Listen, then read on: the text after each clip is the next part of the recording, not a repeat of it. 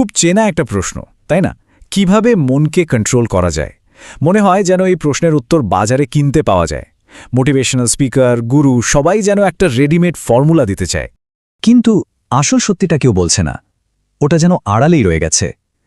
আজকে আমরা এমন একটা দিক দেখব যেটা জানার পর মনকে কন্ট্রোল করার এই যে একটা দৌড়, এটা হয়তো চিরদিনের মতো থেমে যাবে। চলুন তাহলে শুরু করা যাক। আচ্ছা, প্রথমেই একটা কথা ভাবা যাক। আমরা যে মনকে কন্ট্রোল করতে চাইছি, এই লড়াইটার গোড়াতেই কি কোনো ভুল আছে? হতে পারে এই পুরো ধারণাটাই আসলে একটা মস্ত বড় বিভ্রম, একটা ইলিউশন। ব্যাপারটা একটু ভাবুন তো, মনকে যে কন্ট্রোল করতে চাইছে সে কে? এই যে আমিটা, যে নিজেরই মনকে বাগে আনতে চাইছে, সে আসলে কে? আমরা প্রায় কি করি, মনকে একটা আলাদা শত্রু বানিয়ে ফেলি, ভাবি একে দমন করতে হবে, হারাতে হবে। কিন্তু আসল ঘটনাটা ঠিক তার উল্টো। মন আসলে আমাদের শত্রু নয়, ওটা তো আমাদেরই আয়নার প্রতিবিম্ব, আমাদের ছায়া। মূল জিনিসটা হলাম আমরা নিজেরা, আমাদের সত্তা। আর মন হলো শুধু সেটারই একটা রিফ্লেকশন। খুব সহজ কথা, তাই না? আয়নার ভেতরের ছবিটাকে তো আর জোর করে বদলানো যায় না। যদি ছবিটা বদলাতে হয়, তাহলে বদলাতে হবে আসল মানুষটাকে, মানে নিজেকে। আমরা যদি নিজেদের বদলাতে পারি, মন তো নিজে নিজেই বদলে যাবে। বেশ, তাহলে তো সহজ, নিজেকে বদলালেই মন বদলাবে। কিন্তু তাহলে নেগেটিভ চিন্তাগুলো আমাদের পিছু ছাড়ে না কেন? এর উত্তরটা বোঝার জন্য চলুন আরেকটা ধারণার দিকে যাই, যাকে বলা যেতে পারে কাদার সমস্যা। দেখুন, আমাদের মনটা অনেকটা আমাদের সত্তার চারপাশের আবহাওয়ার মতো।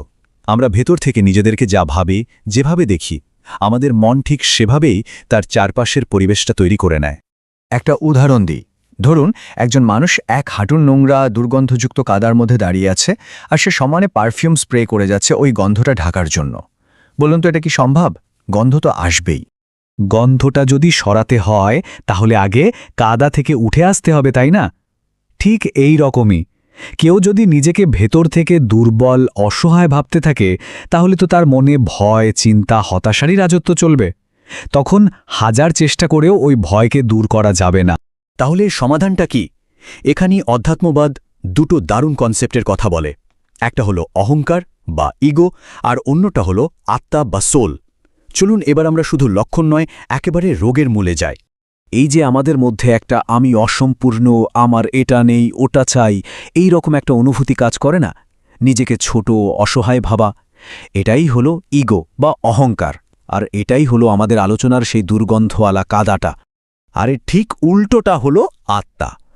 এটা হলো সেই অনুভূতি যখন আমরা ভেতর থেকে নিজেদের সম্পূর্ণ মনে করি, একটা গভীর শান্তি, একটা পূর্ণতা, যেখানে কোনো অভাববোধ নেই।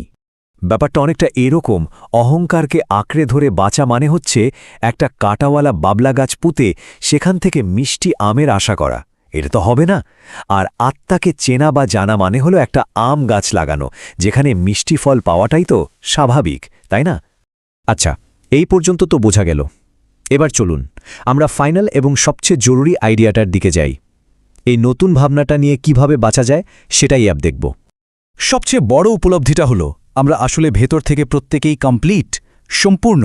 আমাদের কোনো কিছুর অভাব নেই। বাইরে যা কিছু দরকার সেগুলো বাইরের ব্যাপার, সেগুলো আমাদের ভেতরের এই পূর্ণটাকে একটুও ছুঁতে পারে না।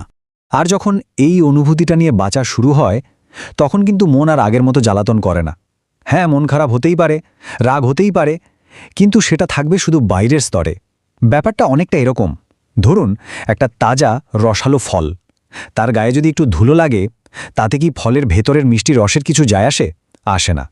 একবার ভাবুন তো, এই অবস্থায় যদি কেউ এসে জিজ্ঞেস করে, কি ব্যাপার, মুড অফ নাকি? উত্তরে হয়তো একটা হালকা হাসি দিয়ে বলা যাবে, আরে তেমন কিছু না, ফলের উপর একটু ধুলো পড়েছে আর কি। ভেতরটা কিন্তু একদম ঠিক আছে, একদম শান্ত, একদম পরিপূর্ণ। তাহলে পুরো ব্যাপারটাকে যদি আমরা এক জায়গায় করি, এই শান্তির পথটা আসলে কি? 1. মনকে কন্ট্রোল করার বৃথা চেষ্টা বন্ধ করা। 2. নিজেকে ভেতর থেকে সম্পূর্ণ এবং পরিপূর্ণ হিসেবে জানা। আর 3 নম্বরটা হলো ফলাফল। দেখবেন মন নিজে থেকেই শান্ত হয়ে গেছে, আপনার কথা শুনছে। তাহলে শেষ করার আগে এই প্রশ্নটা আমাদের সবার জন্য, আমরা কি এখনও সেই কাদার মধ্যে দাঁড়িয়ে থেকে পারফিউম স্প্রে করে যাচ্ছি, নাকি এবার সত্যি সত্যি কাদা থেকে বেরিয়ে আসার সময় হয়েছে?